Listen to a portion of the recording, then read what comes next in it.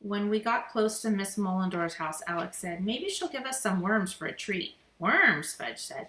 "Yeah," Alex told him. "She's very big on worms." "So is Uncle Feather," Fudge said. "Uncle Feather is a bird," I said. "Why does everybody keep saying that?" Fudge said. "I know Uncle Feather is a bird." He was quiet for a minute, then he said, "What does she do with her worms?" "You know, she eats them," Alex said. "Really?" Fudge asked me. "We think so," I told him. We walked up the path to Miss Muldor's house and Alex rang the bell. "If she gives us worms, we can feed them to Uncle Feather," Fudge whispered. "Shh," I told him. Miss Muldor opened the door. She was wearing a jogging suit. "Well, well, well," she said. "What a cute little ghost." "I'm not cute. I'm scary," Fudge told her. "Woo!" Miss Muldor clutched at her chest. "Oh my, you are a scary ghost." "Hi, Miss Muldor," Alex said. "Hello, Alex. That's an unusual costume you're wearing." "It's called Anita's Anger," Alex said. "I got the idea from a painting I saw downtown." Miss Mulder turned away from us and called, "Beverly, Beverly, come here. You've got to see this." Right away, I knew it was her. Giraffe Neck. I knew before I could even see her face. I knew by the way she walked from the other room to the front door and by her curly hair. "This is my daughter, Beverly," Miss Mulder said to us. Then she turned to Beverly and said, "Alex is dressed as a painting. Can you guess which one?" Beverly studied Alex for a minute. "Well, with the white background, the back circles, and the red square, it must be Anita's Anger." "Right," Alex said. I thought about telling Beverly about the night Jimmy Fargo's parents had had their big fight, and how Mrs. Fargo had dumped red paint on Mr. Fargo's canvas, and how Mr. Fargo had named his painting Anita's Anger because Anita is Jimmy's mother. I thought about telling her the whole story, but then I remembered how I've told Jimmy things that I wouldn't have told anyone else, and I knew that if I were Jimmy, I wouldn't want my best friend telling the whole world secrets about my family.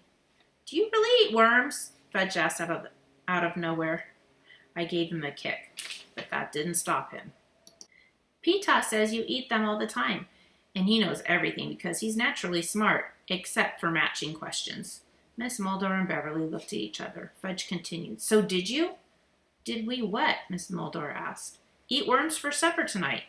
Alex let out a groan, and I could see our business going down the drain. Mrs. Mulder smiled at Fudge. "Yes, we did," she told him. Beverly added, "There's nothing like home-baked worms, and my mother's recipe is the best." "We eat them instead of cauliflower," Mrs. Mulder said. "We need to get our vitamins one way or the other." "Are your worms fortified?" Fudge asked. Alex groaned again. "My worms are naturally fortified," Mrs. Mulder said.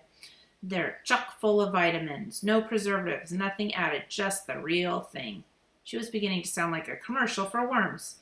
I could hear the announcer saying, "Buy Mrs. Mulder's naturally fortified worms. They're chock full of vitamins. Grind them up in your favorite recipe, blend them into your milkshake, serve them instead of cauliflower on some special occasions."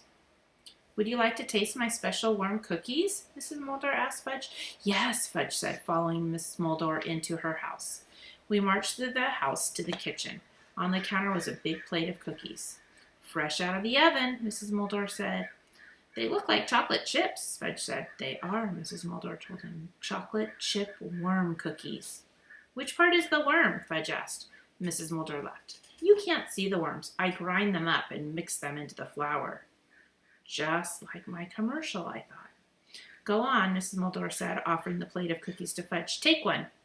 Fudge chose a cookie and held it to his lips, but he hesitated, and I could see that he wasn't sure he really wanted to taste a chocolate chip worm cookie after all. Beverly took one and shoved it into her mouth all at once. "Mmm," she said. "These are really good, Mother." She took another and ate it quickly, too. Then she brushed the crumbs off her hands. Fudge bit into his cookie. He chewed it up very slowly. "It's good," he said. "You can't even taste the worms." Mrs. Mulder offered the plate to Alex and me. We each took a cookie. Fudge asked if he could have another, and Mrs. Mulder said she'd do better than that. She wrapped a little package of cookies for him to take with him.